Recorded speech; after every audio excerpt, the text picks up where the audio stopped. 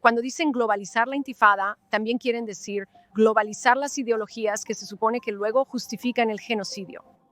Vimos en el Holocausto, tienes que deshumanizar al otro para que una persona pueda justificar el asesinato de bebés, de quemar bebés vivos, de violar y matar y asesinar mujeres, de tomar como rehenes a abuelas sobrevivientes del Holocausto y a infantes.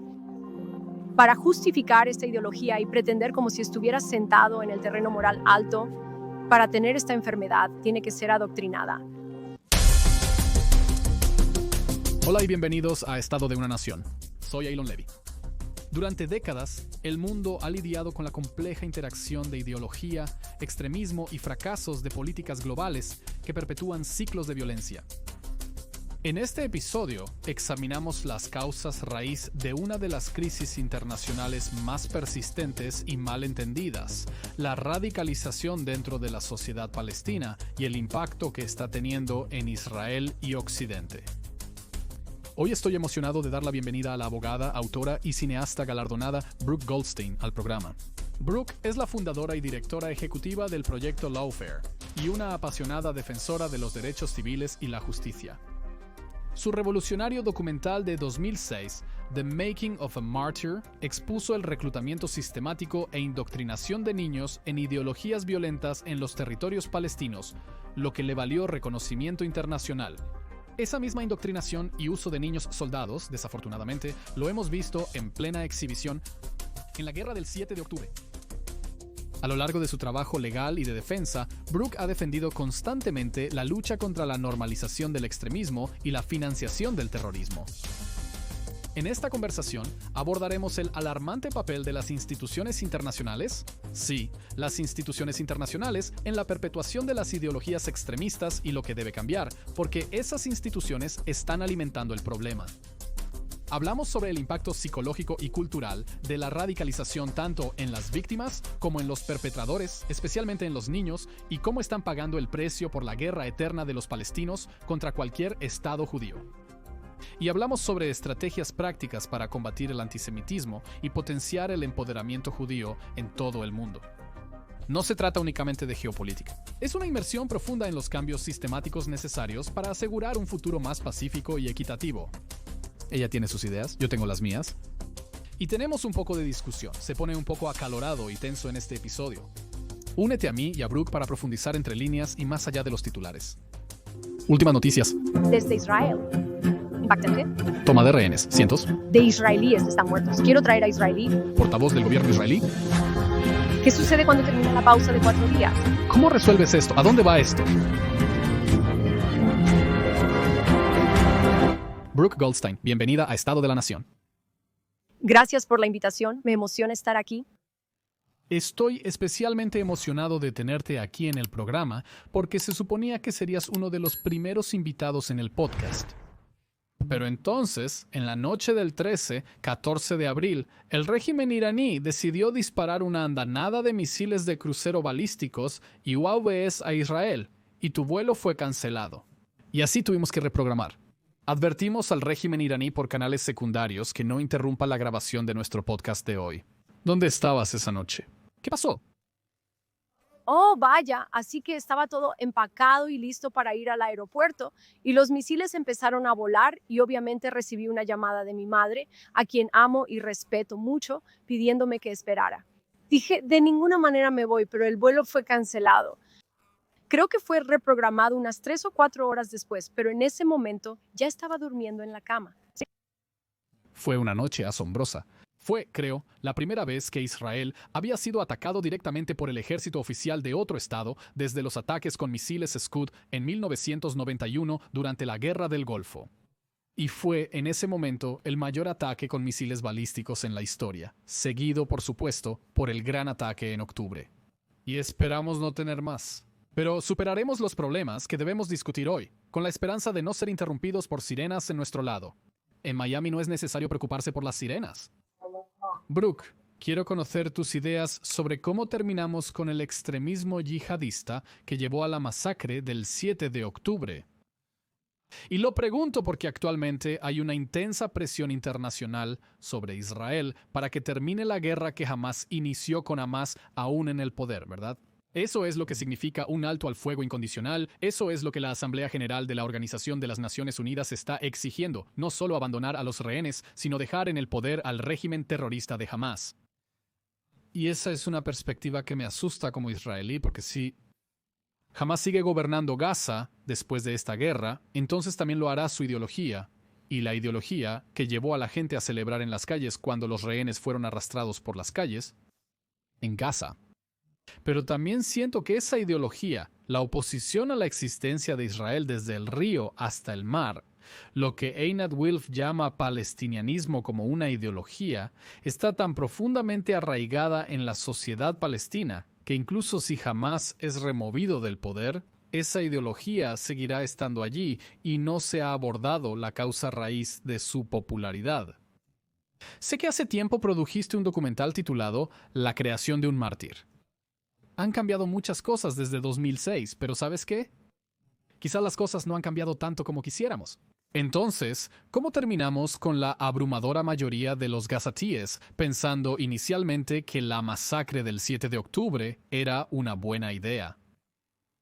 Bueno, estoy realmente feliz de que hayamos comenzado con esto porque muchas personas, como dijiste, están lanzando sus soluciones que son solo parches para este problema, que es un problema teológico. No necesariamente estamos en guerra. Israel no está en guerra con el pueblo palestino. Israel no necesariamente está en guerra solo con Hamás.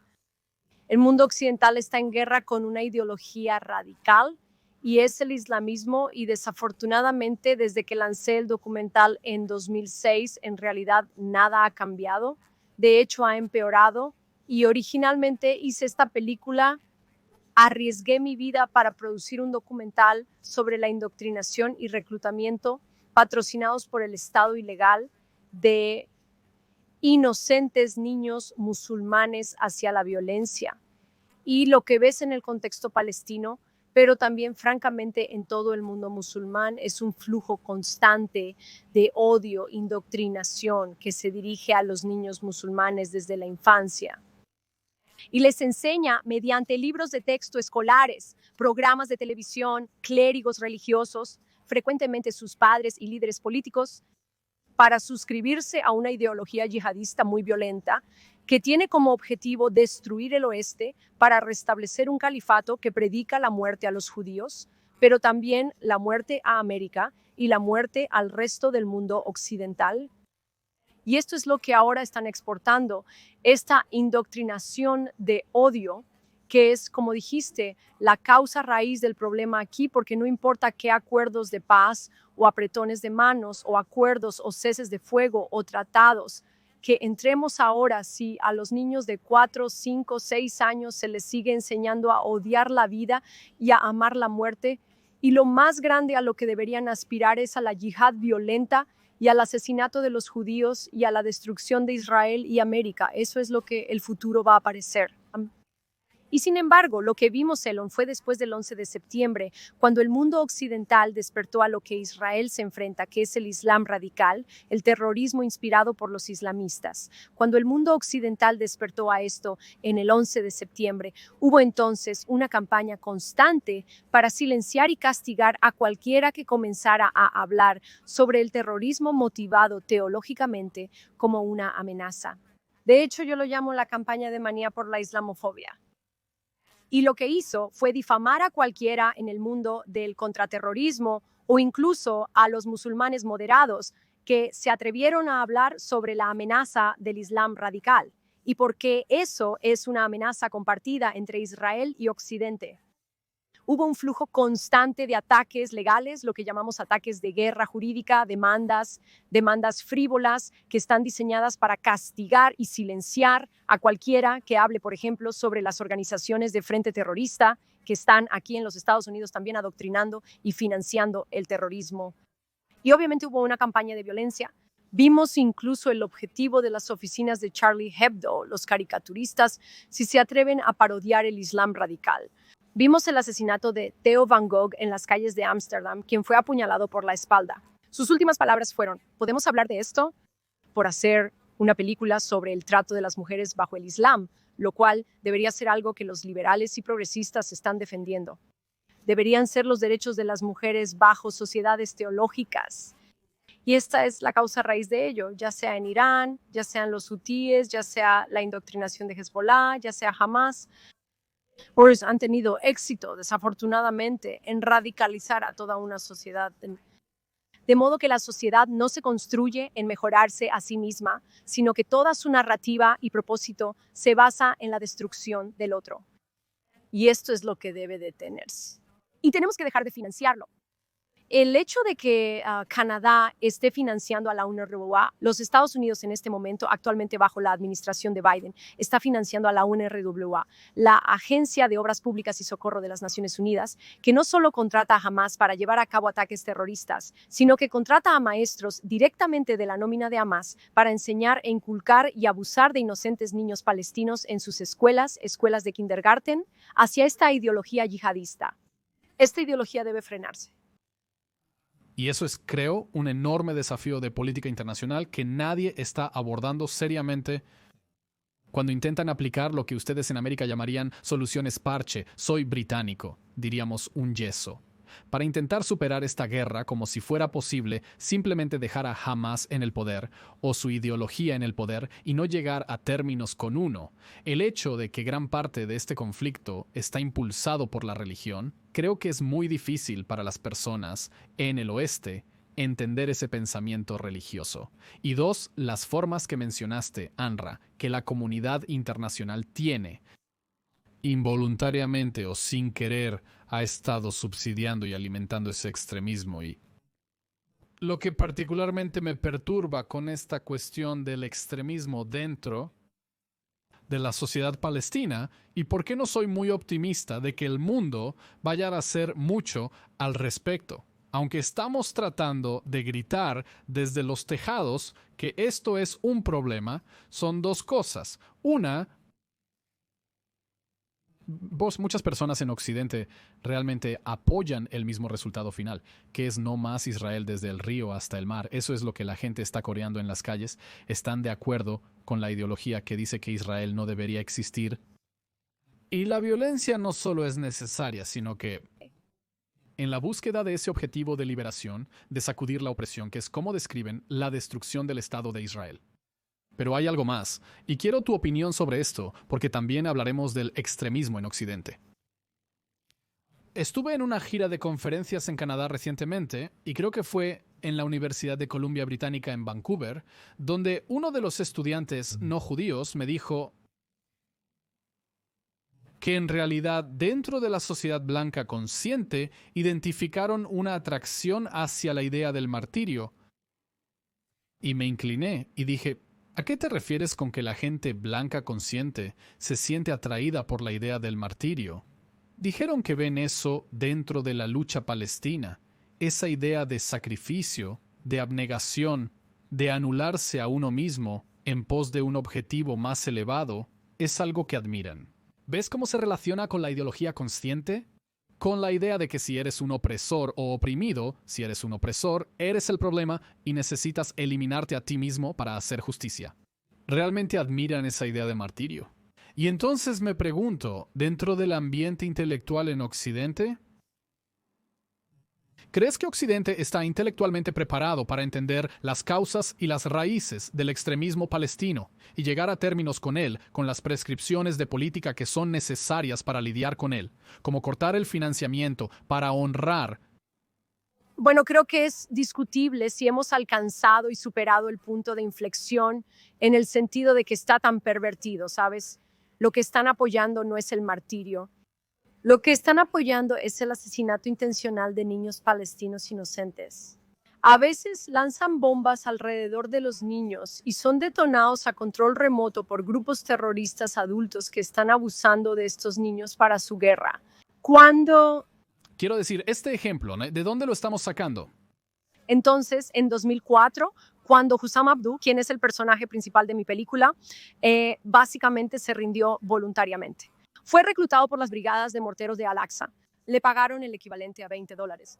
Este es un niño musulmán palestino con discapacidad física, del que se rumorea que tiene discapacidad mental, que fue reclutado, secuestrado por adultos en la brigada de morteros de Al-Aqsa, quienes nunca se enviarían a sí mismos como bombarderos suicidas homicidas. y fue enviado a un puesto de control israelí y le dijeron que se inmolara entre los palestinos e israelíes que esperaban en fila para entrar a Israel. Pero afortunadamente para ellos, él se acobardó y se entregó. Y cuando lo entrevisté y le pregunté por qué no lo llevó a cabo, me dijo porque no quería morir, porque estaba preocupado por mi familia. Y estaba pensando qué pasaría después de que me hiciera explotar. ¿Habría represalias contra mi familia? Así que este niño no quería morir. Después de que Hussam se entregó voluntariamente, el grupo terrorista islamista palestino comenzó a usar detonadores controlados a distancia en niños para hacerlos explotar por control remoto. Esto no es martirio, esto es abuso infantil. Y si hemos pasado o no el punto de no retorno, como todas estas supuestas organizaciones progresistas liberales de derechos humanos, como Human Rights Watch, Amnistía Internacional, Coalición para Detener el Uso de Niños Soldado, bueno, hacen un buen trabajo condenando el reclutamiento de, digamos, niños en África que son drogados, que son reclutados. Y por cierto, emborracharon a Hussam Abdou, lo drogaron con hachís para que estuviera todo mareado antes de que se fuera para hacerse explotar. Condenamos el Abuso. de niños soldados en África. ¿Por qué es que cuando los judíos son los que son atacados está bien matar a los niños? Eso es perverso y es repugnante. Y todo el, ya sabes, los derechos humanos internacionales. Espera, déjame hacerte esa pregunta. ¿Por qué si estas organizaciones son capaces de identificar un problema y señalarlo en otros contextos, por qué luchan por hacerlo aquí? ¿Es porque están de acuerdo con el objetivo final del movimiento nacionalista palestino de No Más Israel? Deben hacerlo. Viajeros deben hacerlo porque son, y tú lo articulaste, que el fin justifica los medios. Cuando tu odio hacia los judíos y el Estado judío es tan grande, el fin justifica los medios. Y esa es la enfermedad del antisemitismo, porque el antisemitismo no es racional. No beneficia a la sociedad que se involucra en el antisemitismo, al contrario. Pero cuando observas a las sociedades infectadas con tal odio genocida hacia los judíos, terminan autodestruyéndose y dañándose a sí mismas. Y eso es exactamente lo que está sucediendo en las sociedades musulmanas radicales. Sabes, en cierto sentido, es nuestra culpa en que nuestra política era simplemente continuar financiando a Hamas, permitir que Qatar enviara miles de millones de dólares, pensando que solo iban a usar el dinero para construir una infraestructura, para construir una sociedad democrática, para construir un metro, para construir hospitales. ¿Qué tan estúpidos fuimos? Porque no podíamos comprender, porque somos personas lógicas y racionales. No podíamos comprender una sociedad que está dispuesta a tomar miles de millones de dólares en lugar de invertirlo en sí mismos, invertido en una infraestructura de terror que finalmente será su propio suicidio porque no tiene sentido. Y esta ideología, que es extraordinariamente peligrosa y creo que representa la mayor amenaza a la seguridad nacional en la era moderna, ha sido importada a los Estados Unidos, a nuestros campus en la Universidad de Columbia, en la Universidad Carnegie Mellon, que por cierto resulta ser el tercer mayor receptor de fondos de Qatar, que es el segundo mayor patrocinador del grupo terrorista Hamas. Esta ideología islamista terrorista, ahora casada con este izquierdismo progresista, que es algo que hemos visto antes. La ideología islamista, marxista, la combinación no es nueva. Así que no sé por qué todos estamos sorprendidos por esto. Se ha globalizado cuando dicen globalizar la intifada. También quieren decir globalizar las ideologías que luego se supone que justifican el genocidio que vimos en el Holocausto. Tienes que deshumanizar al otro para que una persona pueda justificar el asesinato de bebés, de quemar bebés vivos, de violar y matar y asesinar a mujeres, de tomar como rehenes a abuelas sobrevivientes del Holocausto e infantes para justificar esta ideología y fingir como si estuviera sentado en la moral alta para tener la enfermedad, tiene que ser adoctrinado. Y hemos visto esta radical adoctrinación en los campus universitarios americanos durante más de 15 años ahora. Entonces, Silon, ¿es reversible? Esa es la gran cuestión. Bueno, eso es un punto interesante y quiero que, como gancho para que la gente escuche hasta el final del podcast, quiero volver a esa fascinante pregunta sobre si es reversible, pero noto una ligera tensión en lo que estás diciendo. Por un lado está la idea de que a la gente le cuesta entender cómo una sociedad puede arruinarse a sí misma a través de una dedicación a la destrucción de algo más. Entré en Gaza. Vi un túnel excavado por Hamás. Era tan ancho como un tren de metro. Y te das cuenta de que el problema de Gaza nunca fueron los recursos. Las prioridades y la planificación financiera eran fundamentales. Tenían la habilidad de ingeniería. Dios sabe que tenían el dinero y el concreto para construir una metrópolis increíble sobre la tierra. En cambio, construyeron una necrópolis bajo tierra. Decidieron que ahí es donde querían poner sus recursos. Ahora dices, por un lado, no entendemos en Occidente cómo hicieron eso, pero por otro lado, si la ideología que estás contando divide el mundo en bueno y malo basado en opresor oprimido, y hacer la paz con Israel significa reconciliarse con el mal, reconciliarse con el imperialismo occidental, es como lo ven. Entonces tiene total sentido que lo más noble que hacer es resistirlo hasta el final, y cualesquiera que sean las consecuencias, van a ser culpa del opresor, no tuya. Tú no tienes agencia, solo estás haciendo lo que las circunstancias te han impulsado a hacer.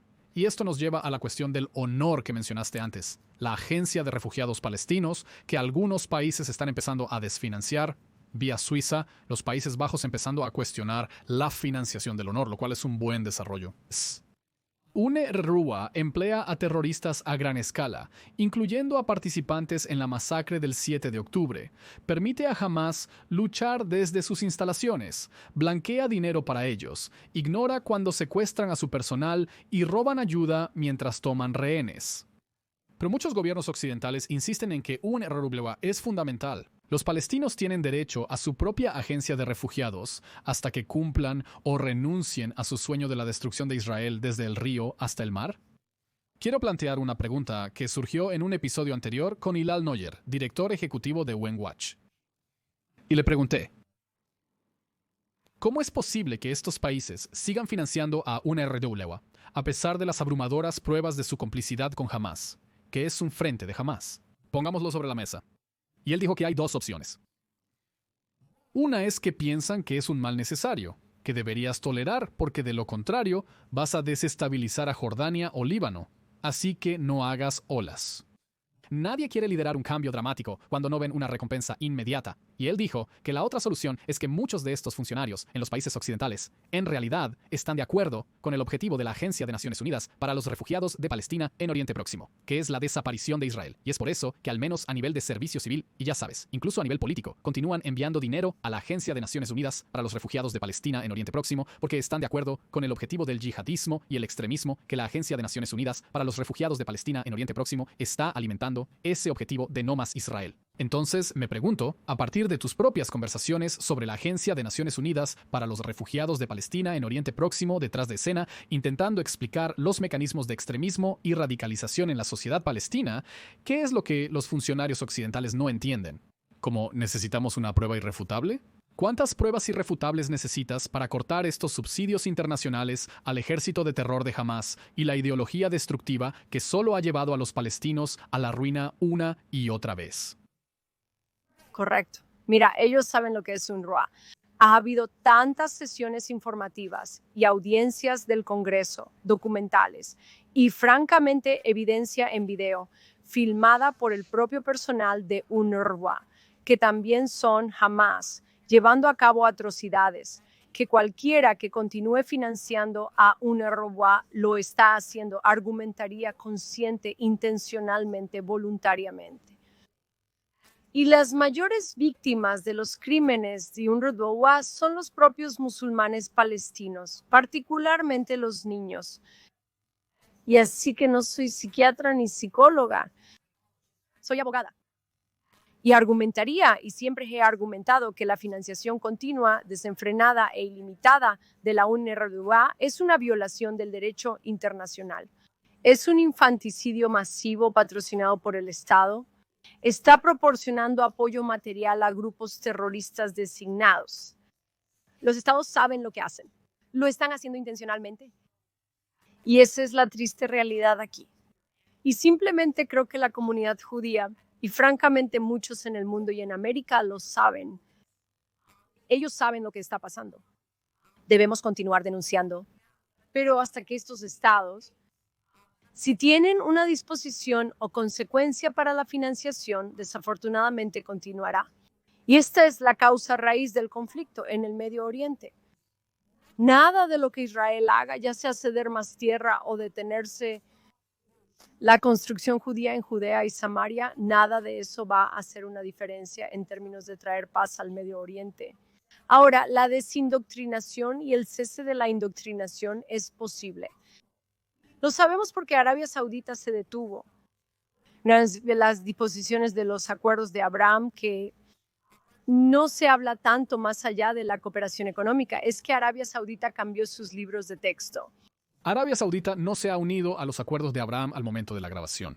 Esperamos que lo haga muy pronto. Arabia Saudita dejó de financiar la educación del odio, cambió la educación en sus libros de texto y también dejó de... Es parte de la tendencia general dentro del Golfo que empujó a los Emiratos Árabes Unidos hacia el acuerdos de Abraham. Digamos que es parte de la misma tendencia cultural que en los Emiratos Árabes Unidos se ha manifestado en un acuerdo de normalización con Israel y en Arabia Saudita aún no. Pero estoy realmente fascinado por lo que estás diciendo y quiero centrarme en esta idea de cómo desradicalizamos y cómo desradicalizamos, pero cómo lo hacemos a nivel internacional. Muchos de nuestros oyentes y espectadores entienden el caso contra UNRWA. Quieren saber cuál es la forma más persuasiva en que pueden explicar a sus gobiernos por qué están causando tanto daño a UNRWA. Entonces, ¿cómo abordamos el extremismo y la radicalización palestina al abordar el problema de UNRWA? Entonces, en primer lugar, como dije, los funcionarios del gobierno que están apoyando la financiación de UNRWA lo están haciendo consciente y voluntariamente. La única forma de detenerlo es votar a aquellos políticos que apoyan esta política. Pero es un tema bipartidista. En cada país, la UNRWA simplemente se considera parte de la arquitectura internacional. No es común tener un gobierno a favor de la UNRWA y otro en contra. En la mayoría de los países, a diferencia de Estados Unidos, no es un tema partidista. Quiero decir, es simplemente algo que las personas dan por sentado como parte del sistema internacional.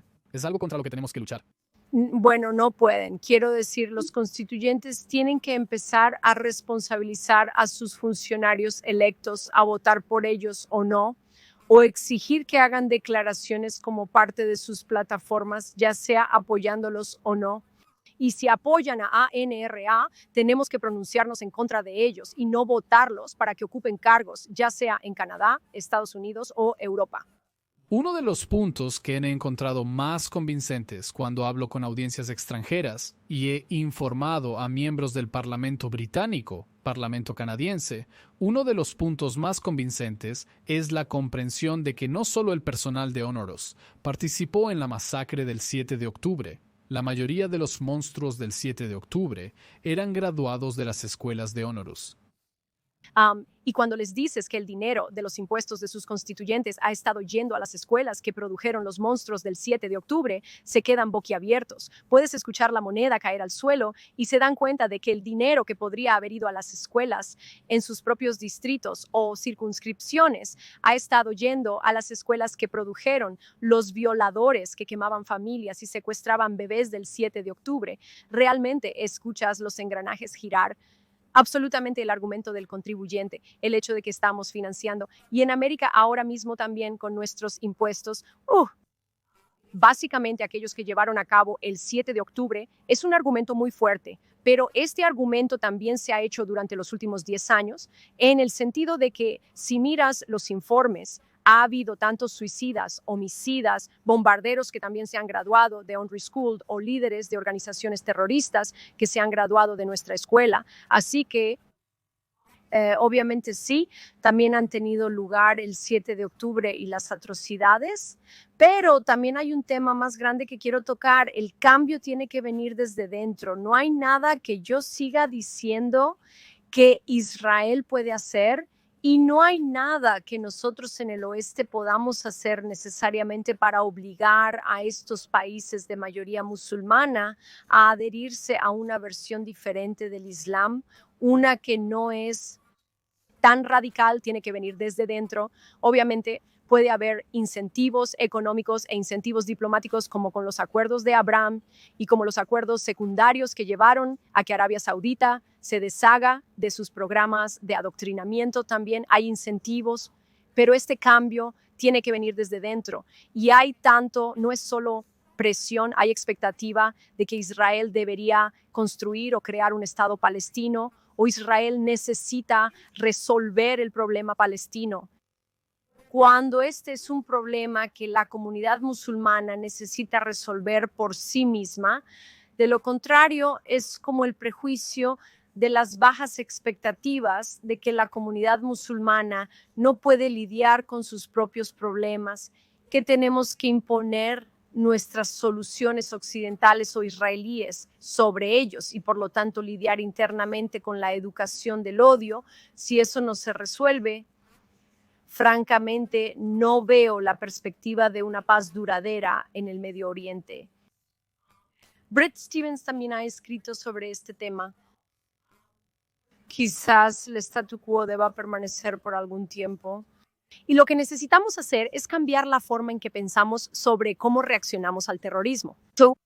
¿Sabes? Israel, las fuerzas de defensa de Israel van más allá de lo que requieren las leyes de conflicto armado en términos de lanzar folletos para advertir a los terroristas de Hamas dónde están.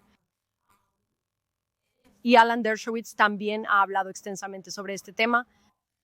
Y cuanto más apaciguamos, cuanto más hablamos de lo salto al fuego como alguna especie de solución legítima, cuanto más nos postramos ante los tribunales internacionales, creo que menos probable será que podamos eliminar una amenaza.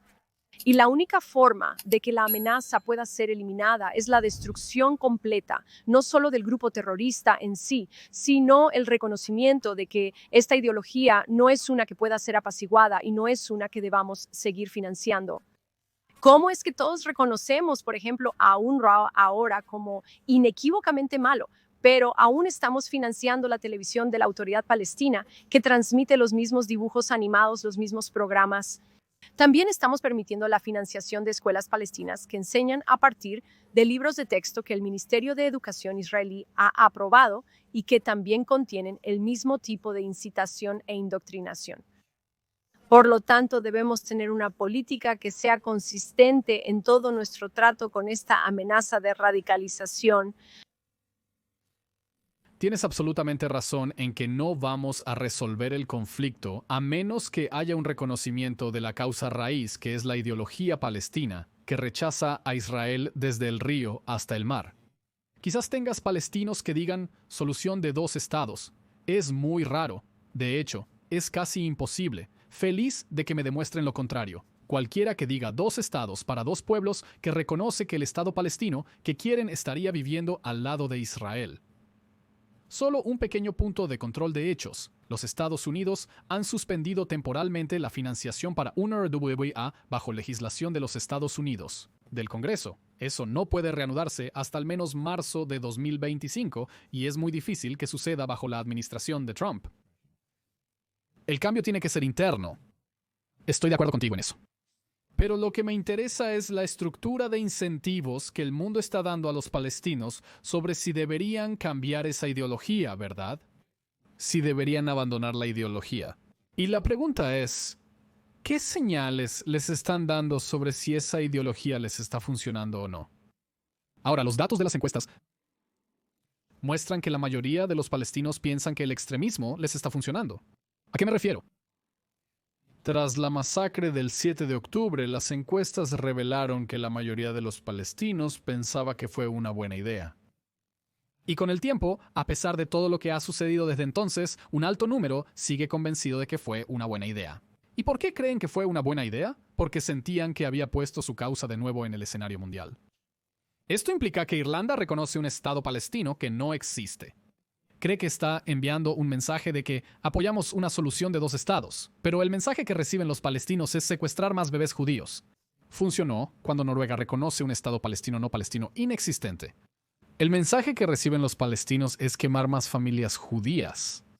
Cuando España hace lo mismo, reciben el mensaje de violar a más mujeres judías, porque el mensaje que reciben es que el terrorismo funciona, lleva adelante tu causa nacional en lugar de retrasarla. Y esta es la causa que he estado intentando defender, como sabes, un defensor no oficial de Israel, argumentando que el comportamiento internacional, la diplomacia internacional, realmente hace una diferencia y necesitas entender las señales que estás enviando, y esas señales se vuelven claras a través de los datos de las encuestas. Así que, ¿cómo diseñamos un cambio dentro de las sociedades occidentales para sacudirlas y ayudarlas a entender el inmenso daño que están haciendo? Que nos están condenando a más derramamiento de sangre, nos están condenando a más conflictos, porque no están empoderando a los moderados que dicen que es hora de aceptar que Israel está aquí para quedarse y necesitamos cambiar nuestra ideología.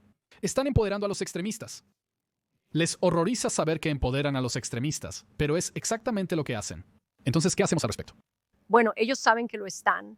Estás absolutamente correcto en que la reacción para reconocer y presionar para reconocer un Estado palestino después del 7 de octubre es una recompensa para el terrorismo. Ese es exactamente el mensaje que estos países occidentales y diplomáticos están enviando y creo que lo están haciendo intencionalmente, ya sabes. Pero siempre estamos pensando en qué podemos hacer para cambiar el comportamiento de todos los demás, cuando creo que necesitamos mirar hacia adentro como comunidad judía y tenemos que empezar a empoderarnos y comportarnos de una manera que respeta nuestros propios derechos legales soberanos. Y realmente comienza con el lenguaje. Entonces, si estamos hablando de un Estado, a menudo repetimos la frase solución de dos estados. Creo que después del 7 de octubre, menos personas, especialmente en Israel, creen que esto debería ser una realidad. Después de que Hamás asesinó a muchos partidarios de una solución de dos estados el 7 de octubre. Todos esos activistas por la paz. Sí, quienes vivían en el sur, quienes, ya sabes, llevaban a los gazatíes a los hospitales todos los días, quienes los contrataban. Y esto es realmente trágico. Pero cuando usamos este tipo de lenguaje como solución de dos estados, cuando, sabes, crear otro Estado islamista en un mar de dictaduras islámicas fallidas no es una solución para nada. Cuando continuamos usando el Lenguaje, porque esa declaración de solución de dos estados, y podemos tener un argumento sobre si eso es a donde queremos ir, pero el lenguaje presupone que es una solución. Y entonces la gente pregunta, ¿cómo no apoyas esa solución? Y muchas personas, creo, dirían correctamente que podemos hablar sobre un camino para llegar allí y discutir si queremos ese resultado final o no. Pero muchas personas dirían correctamente porque en la realidad actual en la que los palestinos están diciendo que quieren desde el río hasta el mar, dándoles desde el río hasta 9 millas lejos del mar para recorrer la distancia restante, no es una solución. Solo va a empeorar las cosas. Pero entiendo, Brooke, entiendo este punto sobre la necesidad de cambiar nuestro lenguaje, pero también quiero entender cómo hacemos porque si dejamos de decir solución de dos estados, o si dejamos de decir Cisjordania y empezamos a decir Judea, Samaria, eso no va a hacer nada sobre el problema del extremismo palestino. Entonces, ¿cómo empoderamos a los moderados? ¿Cómo alentamos a los gobiernos extranjeros a empoderar genuinamente a los moderados y desempoderar a los extremistas cuando en este momento, este es el punto realmente crítico, el comportamiento de la comunidad internacional está empoderando a los extremistas y desempoderando a los moderados? Bueno, no estoy de acuerdo en que la forma en que nos comportamos sea central para todo. Daré un ejemplo. Tuvimos un caso estábamos presentando una demanda contra Bélgica, contra 2 regiones en Bélgica por prohibir la shkita, por prohibir el sacrificio kosher. Y también tuvimos una demanda en nombre de la bodega Sagot contra el gobierno de Francia que llegó hasta el Tribunal de Justicia Europeo, que es la Corte Suprema de Europa. Y en el primer caso, la demanda contra Bélgica decía que es una violación de los derechos de libertad religiosa de la comunidad judía prohibir la shkita, que permiten la caza, permiten otros tipos de aturdimiento y sacrificio y no puedes hacer esto. Esto es discriminatorio. Y la demanda contra el gobierno de Francia. Francia estaba imponiendo una regulación de boicot, desinversión, sanciones, una regulación de boicot, desinversión, sanciones, y quería poner etiquetas en el vino Sagot y otros vinos que se importaban de Judea, Samaria, y querían etiquetarlo como producto de una colonia israelí ilegal. Demandamos al gobierno de Francia alegando la misma discriminación. En francés, la palabra colon se usa tanto para referirse a un colono como a un colonizador o colonialista. Al mismo tiempo tenemos gente argumentando en Israel que Judea Samara debería ser Judea Rima y que si un judío construye una casa o un hogar, sabes, los llamamos colonos, no son colonos.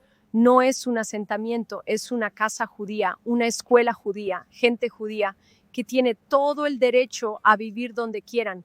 ¿Cómo voy a argumentar ante un tribunal extranjero que deberían respetar los derechos de libertad religiosa de los 3.000 judíos que viven en esta área de Bélgica? Si Israel está arrestando a judíos por rezar en el monte del templo, si Israel está demoliendo las casas de los judíos que construyen en Judea, Samaria, si el Estado judío no está respetando los derechos de libertad religiosa y la libertad de los judíos para vivir donde quieran, ¿cómo esperamos que los tribunales extranjeros hagan cumplir esos derechos? Lo siento, entiendo correctamente que estás diciendo que parte de la solución al extremismo palestino es para cambiar el statu quo en el monte del templo y permitir que los judíos recen allí. ¿Crees que eso es algo que reduciría los planes de extremismo? Dije al principio de esta conversación que la solución al extremismo musulmán tiene que venir desde dentro de la comunidad musulmana.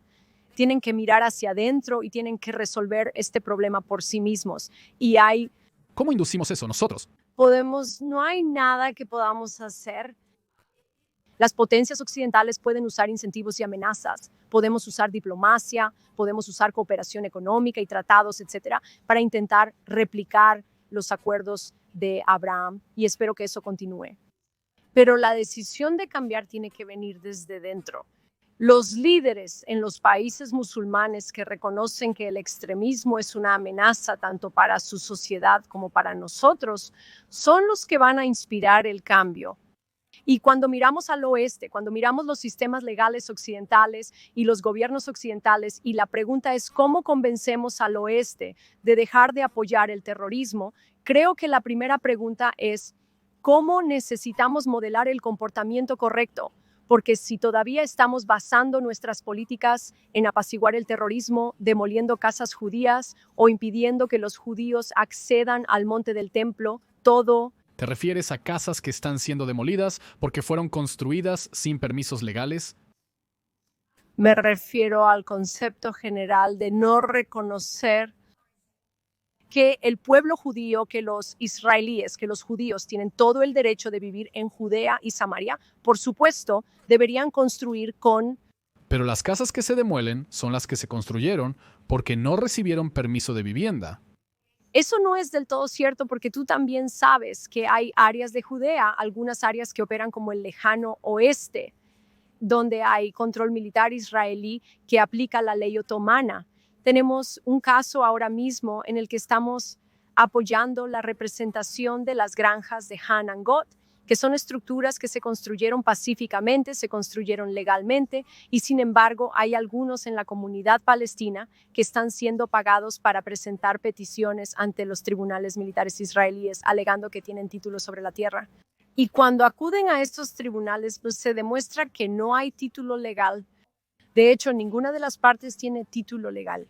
Y en lugar de poder emitir los permisos y comportarse como lo haría cualquier democracia occidental y crear un sistema administrativo para permitir a los judíos construir allí, lo que están haciendo los tribunales es aplicar la ley otomana.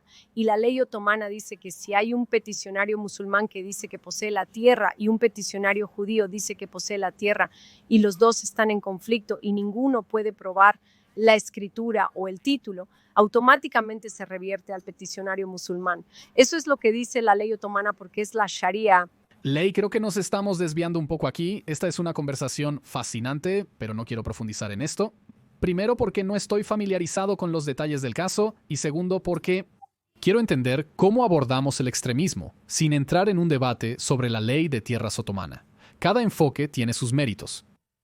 Estoy hablando de las políticas que estamos implementando en Israel, envían señales al resto del mundo sobre si respetamos o no nuestros derechos soberanos, si respetamos o no nuestros derechos religiosos. Y creo que para luchar contra el antisemitismo, para abordar la radicalización, la solución es la unidad judía y el empoderamiento judío, y la comprensión y el respeto de nuestra historia y nuestros derechos civiles y nuestros derechos humanos, porque hemos gastado decenas de millones de dólares, especialmente en Occidente, luchando contra el antisemitismo, creando programas, poniendo a personas en escenarios, ya sabes, teniendo debates en Berkeley con dos lados discutiendo. Y francamente no ha movido la aguja porque no creo que nuestra misión deba ser crear un Estado palestino o luchar contra el antisemitismo per se. La misión de nuestra comunidad debe ser empoderar y unir al pueblo judío y defender nuestros derechos civiles.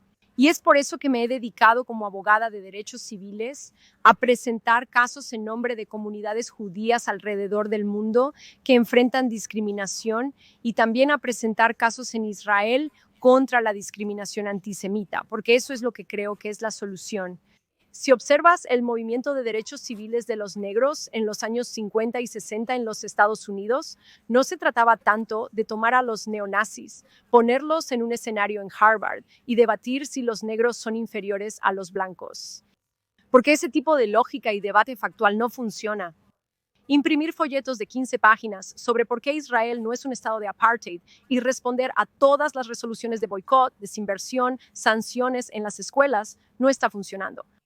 Lo que funcionó en los años 50 y 60 fue un movimiento de empoderamiento negro, un movimiento pacífico que tenía como objetivo difundir la narrativa que finalmente se aceptó de que las personas negras son iguales, merecen igual protección bajo la ley y merecen que se hagan cumplir sus derechos civiles.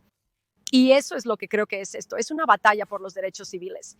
De hecho, creo que es la batalla más importante por los derechos civiles de nuestro tiempo, hacer valer nuestros derechos soberanos en Israel para vivir con autogobierno y estar protegidos del terrorismo y hacer lo que necesitemos para garantizar nuestra seguridad nacional.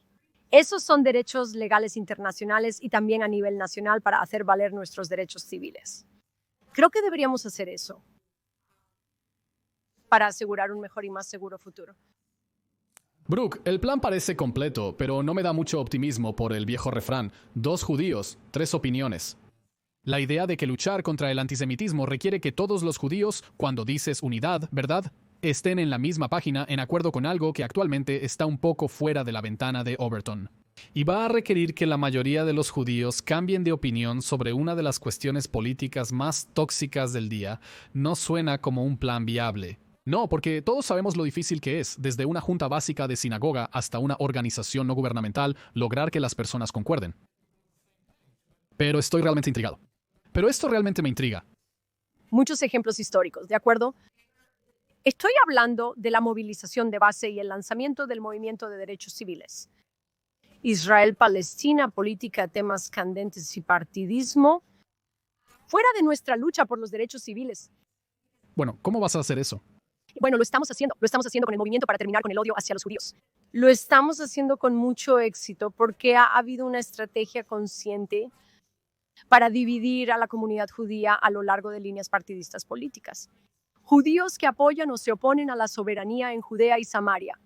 Judíos que están en contra de los colonos, judíos que están a favor de los colonos, judíos que están en contra de Trump, judíos que están a favor de Trump, judíos que están a favor de la reforma, judíos que están en contra de la reforma. Todo esto es una enorme distracción. Y cuando quitas la política de lo que es esencialmente un problema de derechos civiles, no es un problema político, no es un problema de política exterior. Es un problema básico de derechos civiles. Lograr la paridad para la comunidad judía, una comunidad minoritaria, la más antigua y perseguida en la historia humana, lograr igual protección bajo la ley y que se hagan cumplir nuestros derechos civiles tanto en Israel como en la diáspora. No es un problema divisivo. Es en realidad la única cosa que ha unificado a la comunidad judía en el extranjero, al menos en la diáspora, para luchar contra el odio a los judíos, para poner fin al odio a los judíos cuando hicimos nuestro... Lo siento, tal vez haya puntos que no estoy conectando en esta primera protesta. ¿Cuál es la conexión entre la lucha por los derechos civiles judíos en los Estados Unidos y la aplicación de la soberanía israelí en Judea y Samaria? No veo cómo los problemas están relacionados. Así que lo explicaré de nuevo. ¿Apoyarías una zona de Bélgica que dice que no se permite que los judíos vivan aquí? ¿Apoyarías un cierto distrito en París que dice que no se permite que los judíos vivan aquí? Eso sería una violación de los derechos civiles básicos de la comunidad judía en esa área. Lo mismo es cierto.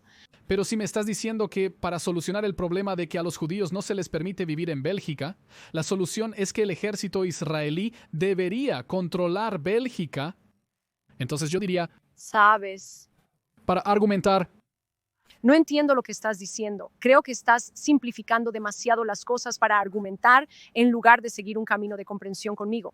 De acuerdo, estás diciendo que tu pregunta era, ¿cómo es la soberanía en Judea? No puedo recordar relacionada con los derechos civiles en América, a mí me parecen dos temas diferentes. la misma cosa, y el hecho de que no lo hayamos reconocido como la misma cosa ha sido el impedimento para hacer cumplir nuestros derechos civiles. Así que el ejemplo simple que te estoy dando es que un judío tiene el derecho civil básico de vivir donde quiera que él o ella quiera vivir. Ese es un derecho civil básico. Ahora, ese derecho se ha politizado en Israel porque se utiliza como un argumento de hombre de paja para justificar el terror. Que una presencia judía en Judea, Samaria, es una provocación al terrorismo, es un argumento retorcido que toma lo que es un problema básico de derechos civiles en el que todos deberían estar de acuerdo. Partes de Bélgica no deberían ser Jud y Rin. Partes de Francia no deberían ser Jud y Rin. Entonces, ¿cómo es aceptable que estemos argumentando que Judea, los judíos son de Judea, somos indígenas de esta región? Si hay algún lugar donde deberíamos tener el derecho civil de vivir, debería ser allí. ¿Cómo es aceptable argumentar eso? Si los judíos pueden rezar en cualquier lugar de Francia, si los judíos pueden rezar en cualquier lugar de América, ¿cómo estamos argumentando que los judíos no tienen la libertad religiosa básica, la libertad de reunirse pacífica y legalmente en el monte del templo y ser protegidos cuando lo hacen? Es el mismo problema.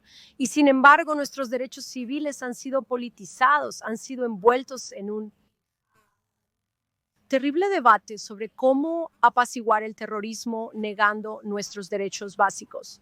Y comenzamos esta conversación al principio en la misma página, que cuanto más nos hacemos pequeños, cuanto más apaciguamos el terror, cuanto más pensamos que podemos ceder terreno, está bien, no vamos a estar en el tapete del templo, está bien, sacaremos a todos los judíos, cuanto más violamos nuestros propios derechos civiles, más alentamos el terrorismo, más lo recompensamos.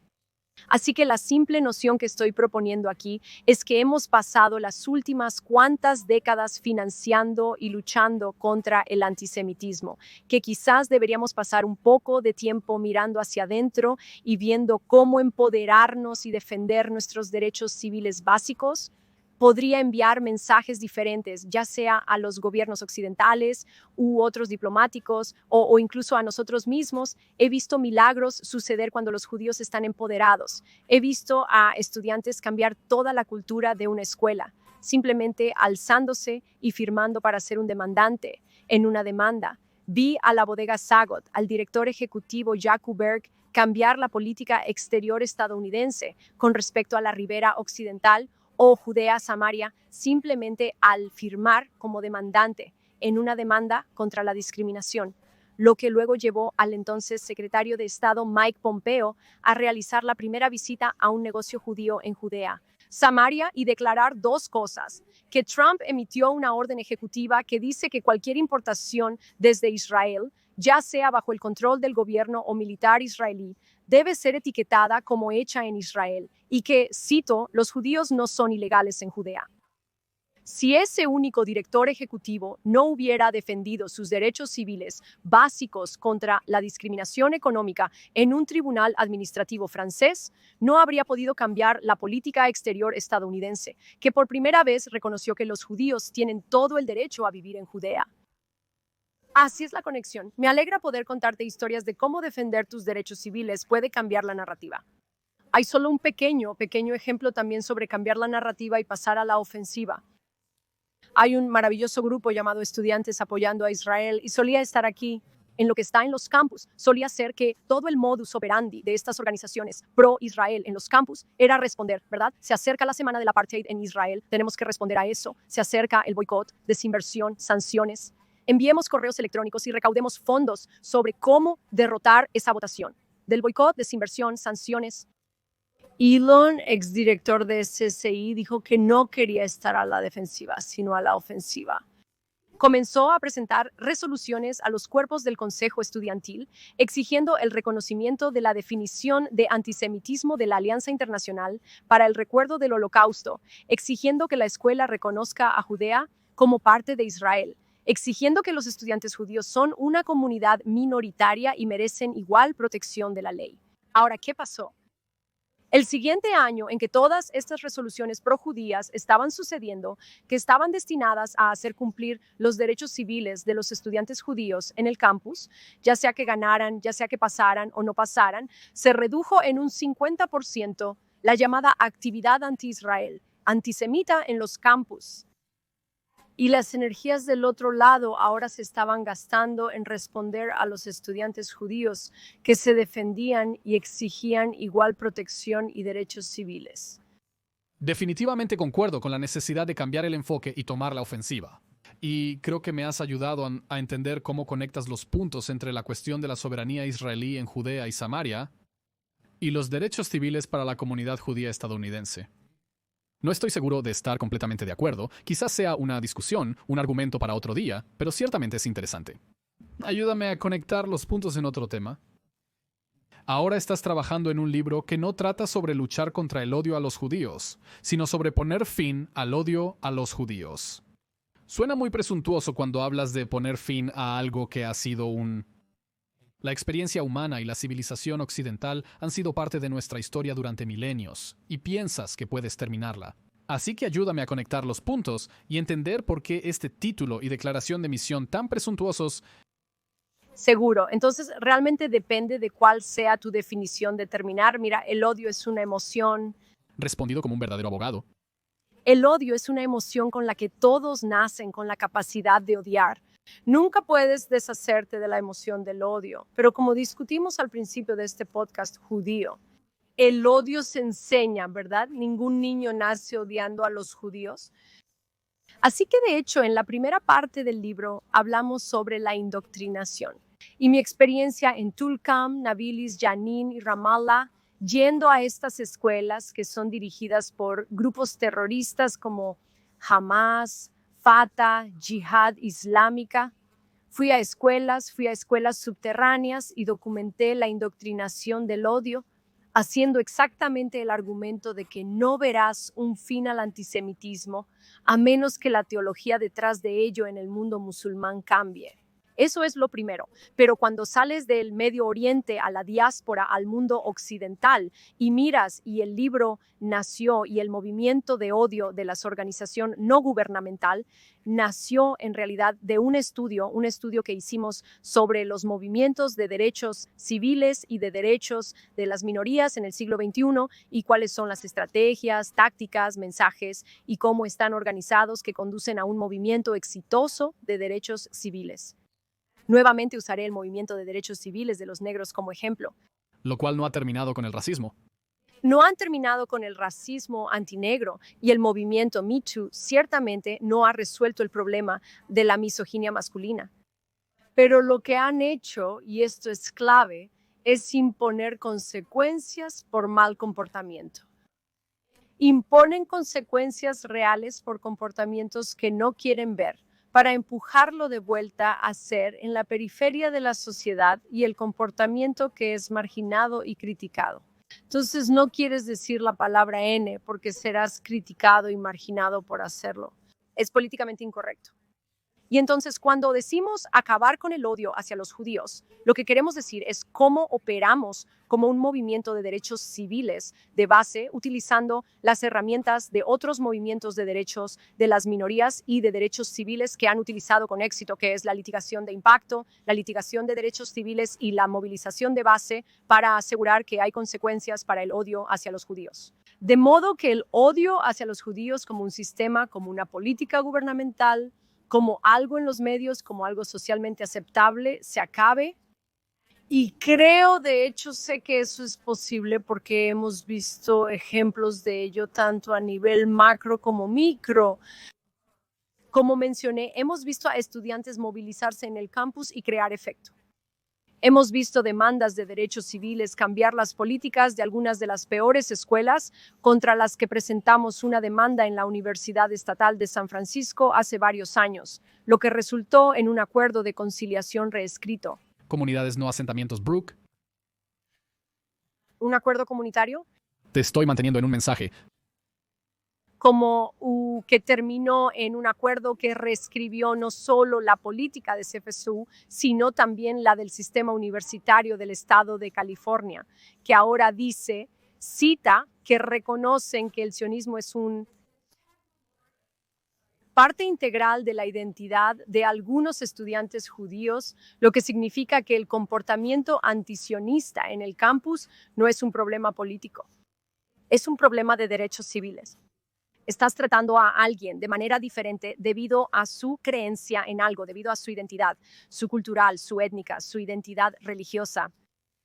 Así que me desvié un poco allí, pero terminar con el odio hacia los judíos significa hacer exactamente lo mismo que ha hecho el movimiento de mujeres, lo que ha hecho el movimiento de derechos civiles de los negros, lo que ha hecho el movimiento lesbianas, gays, bisexuales, transgénero, queer, intersexuales, asexuales plus, que es establecer un cuerpo de jurisprudencia, así como legislación y cambiar la percepción pública de cómo se acepta y tolera o se castiga y critica el comportamiento antisemita. Y eso nos lleva de vuelta a la pregunta que insinué antes. Si el problema en Occidente puede ser revertido. Estás diciendo que efectivamente puede ser y viene a través de imponer consecuencias por mal comportamiento. Y si lo vemos desde una perspectiva de política exterior, significa que discutimos antes la necesidad de que los palestinos hagan un examen interno alejándose del extremismo. Pero si hacen ese examen interno, se basa en el sistema de incentivos para el buen o mal comportamiento que otros países establecen. Mucho en qué pensar. Brooke Goldstein, ¿cómo pueden las personas seguir tu trabajo en redes sociales y otros medios donde te desempeñes? Gracias por preguntar. Puedes seguir el movimiento End You Hatred en Instagram. Es simplemente End You Hatred. También puedes seguir el proyecto Lawfare en Instagram. Y soy la verdadera Brooke Goldstein también en Instagram. Gracias por venir a Estado de la Nación, Brooke Goldstein. Gracias por invitarme. Con esto concluimos el episodio de hoy de Estado de la Nación con Brooke Goldstein. Si te gustó, por favor sigue y suscríbete en Apple Podcasts, Spotify, YouTube, donde sea que obtengas tus podcasts. Danos un me gusta, danos una buena reseña, solo si lo disfrutaste. Pero si has llegado al final del programa, supongo que lo hiciste. Y por favor, dinos en los comentarios qué tipo de invitados quieres escuchar en el programa, qué tipo de episodios te gustan. Al final del día, producimos este podcast no para nosotros, sino para ti. Así que queremos saber qué quieres escuchar y qué crees que te educará, iluminará y aclarará. Soy Elon Levy y gracias por unirte a nosotros.